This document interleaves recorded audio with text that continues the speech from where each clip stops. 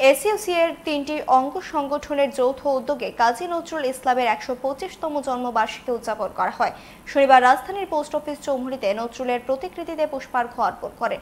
পরে সাংবাদিকদের প্রতিক্রিয়া দিতে গিয়ে দিনটির তাৎপর্য তুলে ধরেন এআইডিএসওর রাজ্য সভাপতি ভবতোষ দে। দুই কবি কাজী নজরুল ইসলামের ১২৫তম জন্মজয়ন্তী, এ উপলক্ষে আমরা all India DSU, all India DIU এবং অল ইন্ডিয়া এনএসএসের যৌথ উদ্যোগে সারা রাজ্যব্যাপী আমরা যথাযোগ্য মর্যাদার সহিত এই দিবসটি পালন করছি। তারই অঙ্গ হিসেবে আজকে আমরা কেন্দ্রীয়ভাবে আগরতলার পোস্ট অফিস চৌমুহনীতে এই ৩ সংগঠনের উদ্যোগে ওনার জন্মদিবসটা পালন করছি। এই জন্মদিবস পালনের মাধ্যমে আমরা আজকে ছাত্র যুবক সমাজকে নজরুলের যে শিক্ষা, এই শিক্ষাগুলো অনুধাবন করার জন্য আবেদন করছি। আপনারা জানেন স্বাধীনতা আন্দোলনের যে দুটো ধারা ছিল, একটা আপোষকামী ধারা, একটা আপোষহীন ধারা। এই আপোষহীন ধারার যে কবি, এই আপোষহীন ধারার কবি ছিলেন বিদ্রোহী কবি কাজী নজরুল ইসলাম।